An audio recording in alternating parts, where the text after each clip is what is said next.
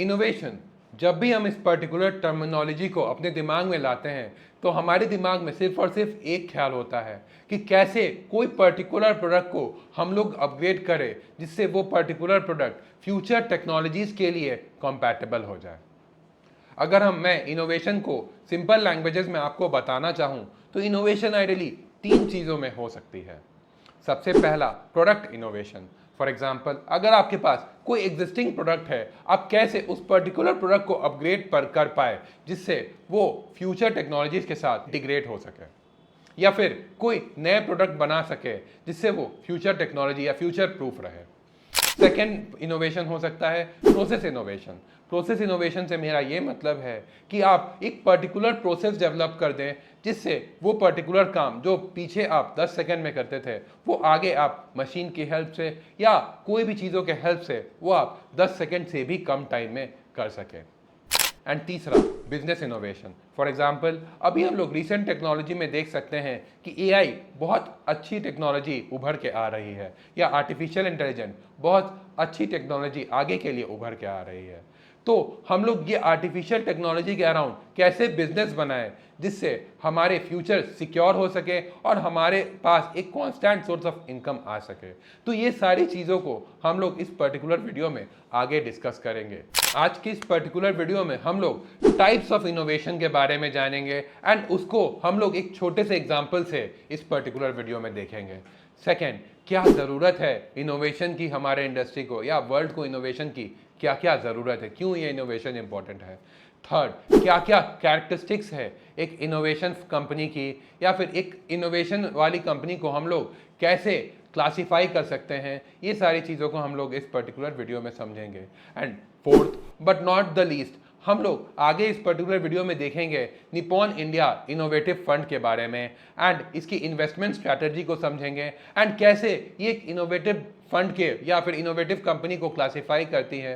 ये सारे चीज़ों को हम लोग इस पर्टिकुलर वीडियो में आगे समझेंगे। अगर आप इस पर्टिकुलर वीडियो पे या इस पर्टिकुलर चैनल पे नए हैं तो मैं ये रिक्वेस्ट करूंगा कि आप इस पर्टिकुलर चैनल को ज़रूर सब्सक्राइब करें ताकि आपको इस चैनल से रेगुलर अपडेट्स मिलती रहे।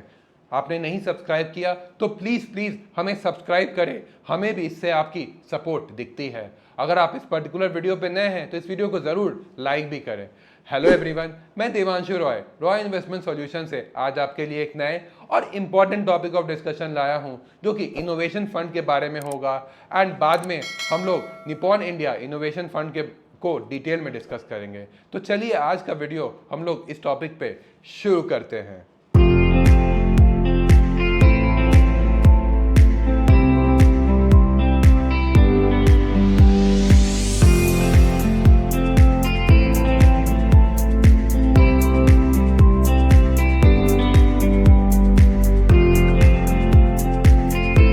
सबसे पहले इस पर्टिकुलर वीडियो में हम लोग टाइप्स ऑफ इनोवेशन की बात करेंगे। सबसे पहला जो टाइप है इनोवेशन का वो है इनोवेशन एक प्रोडक्ट या फिर सर्विस का। अगर हम इसको एक छोटे से एग्जाम्पल से आपको समझाना चाहूँ तो अगर हम पुराने ज़माने में देखते थे तो लोन लेना बैंक से बहुत ज़्यादा कस्टमर्स के लिए डिफ़िकल्ट होता था। उन्हें बहुत ज़्यादा पेपर वर्क करना पड़ता था एंड बार बार बैंक के चक्कर लगाने पड़ते थे। तो इस पर्टिकुलर चीज़ को ईजी करने के लिए बहुत सारी कंपनीज आई एंड इस पर्टिकुलर चीज़ को उन्होंने ईजी कर दिया। उन्होंने कस्टमर को no cost EMI to quick loan disbursal and एक छोटे से छोटे टिकट साइज का भी लोन कस्टमर को दे दिया जिससे उनकी मेहनत या फिर उनकी जो असुविधा थी वो बहुत ज़्यादा बच पाई एंड उन्हें इजीली बैंक से लोन अवेल हो गया। अगर हम इस कंपनीज में मेजर प्लेयर्स की बात करें तो इस कंपनीज में जो मेजर प्लेयर्स है वो या फिर जो one of the most major player है वो है बजाज फाइनेंस का। बजाज फाइनेंस ने हमें no cost EMI, easy loan disbursal, ये सारी चीज़ों का फैसिलिटी दिया, इसीलिए जनरली लोग बजाज फाइनेंस के साथ जुड़ गए। Second, process innovation. For example, अगर मैं इसको छोटे से एग्जाम्पल से आपको बताना चाहूँ तो एक केमिकल कंपनी अपने प्रोसेसेस को इम्प्रूव करने के लिए एक कैटलिस्ट डेवलप करती है जिससे उनकी सारी प्रोसेसेस जल्दी से जल्दी हो पाए एंड उनका प्रोडक्शन स्पीड और ज़्यादा तेज़ हो पाए। And third, business innovation. For example अगर हम इसको छोटे से एग्जाम्पल से आपको समझाना चाहे तो जोमेटो और स्विगी एक रेस्टोरेंट रिव्यू प्लेटफॉर्म से अपने सर्विसेज को लॉन्च किए थे, बट वो टाइम के साथ अपने आप को अपग्रेड करते गए एंड आज की डेट में वो इस पर्टिकुलर सेक्टर में एक जायंट उभर के निकले हैं, क्योंकि वो अपने services right from restaurant review and then delivery services, ये सारी चीज़ों में वो अपने हाथ आजमा चुके हैं एंड अपने कंपनी को बहुत ज़्यादा कंपैरेटिवली बड़ा कर चुके हैं। अब अगर हम ये आपको बताना चाहें कि इनोवेशन क्यों ज़रूरी है या नीड क्यों है इनोवेशन की, या एक पर्टिकुलर कंपनी को क्यों इनोवेट करना चाहिए, तो सबसे पहला रीज़न उस पर्टिकुलर ब्रांड की या फिर उस पर्टिकुलर ब्रांड की रेपुटेशन की बात आ जाती है, क्योंकि कोई भी बड़ी कंपनी चाहेगी कि वो इनोवेटिव प्रोडक्ट्स लॉन्च कर पाए एंड मार्केट में अपने प्रोडक्ट से अपने कंपटीटर्स के साथ compete कर पाए। Second, cost reduction and increase in revenue. For example अगर वो कंपनी चाहती है तो अपने कॉस्ट को वो रिड्यूस कर सकती है by investing in innovative products and अपने रेवेन्यू को वो इसी चीज़ से इंक्रीज कर सकती है।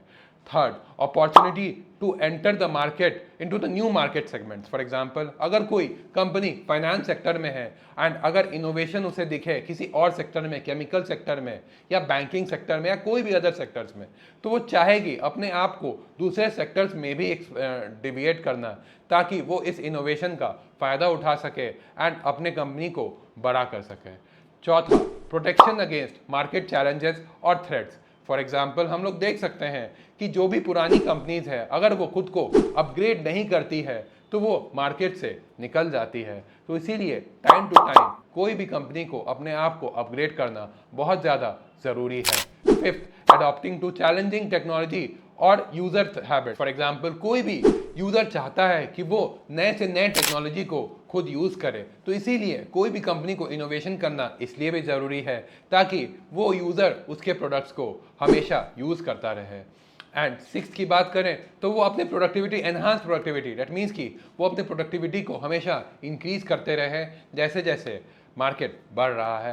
And seventh, competitive advantage. Last but not the least, competitive advantage एक बहुत इंपॉर्टेंट नीड होता है इनोवेशन के लिए, क्यों, ताकि कंपनी मार्केट में बनी रहे एंड उसकी रेपुटेशन मार्केट में मेंटेन रहे। अगर मैं कैरेक्टरिस्टिक्स की बात करूं कि एक इनोवेटिव कंपनी की क्या क्या कैरेक्टरिस्टिक्स होती है, तो सबसे पहला जो होता है कि वो जो इनोवेटिव कंपनी है उनका जो मार्केट शेयर या ग्रोथ पोटेंशियल रहता है, या वो जो ग्रोथ करते हैं वो कंपैरेटिवली अपने पीयर से काफ़ी ज़्यादा करते हैं। सेकेंड, अगर मैं कहूँ कि उनका जो एक पर्टिकुलर इंडस्ट्री में जो वो इंडस्ट्री में वो काम करते हैं तो उनका जो मार्केट शेयर रहता है उस पर्टिकुलर इंडस्ट्री में, जो इनोवेशन रिलेटेड इंडस्ट्री है, वो पर्टिकुलर इंडस्ट्री में उनका मार्केट शेयर काफ़ी ज़्यादा रहता है। अगर मैं प्रॉफिट मार्जिन की बात करूँ तो प्रॉफिट मार्जिन उनका जो उस पर्टिकुलर इंडस्ट्री में वो जो काम करते हैं वो काफ़ी ज़्यादा रहता है एंड वो प्रॉफिट मार्जिन को वो अपने R&D में यूज़ कर सकते हैं।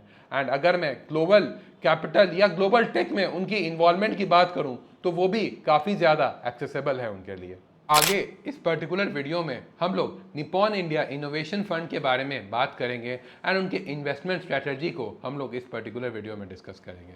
अगर हम इन्वेस्टमेंट स्ट्रैटेजी की बात करें तो Nippon India mutual fund innovation fund हमारे पैसे को टॉप 500 कंपनीज में हमारे पैसे को इन्वेस्ट करेगी। तो क्योंकि ये टॉप 500 में किसी भी कंपनीज में हमारे पैसे को इन्वेस्ट कर सकती है, तो इस पर्टिकुलर म्यूचुअल फंड हाउस में या इस पर्टिकुलर म्यूचुअल फंड कैटेगरी में कोई भी सेक्टर या मार्केट कैप बायसनेस नहीं है। वो हमारे पैसे को कोई भी टॉप 500 कंपनीज में हमारे पैसे को इन्वेस्ट कर सकती है जो कि एक ग्रोथ या फिर एक इनोवेटिव स्ट्रैटेजी को फॉलो करे। अब इस पर्टिकुलर स्लाइड में हम लोग ये डिस्कस करना चाहेंगे कि कौन कौन से सेक्टर्स में इनोवेशन पॉसिबल है।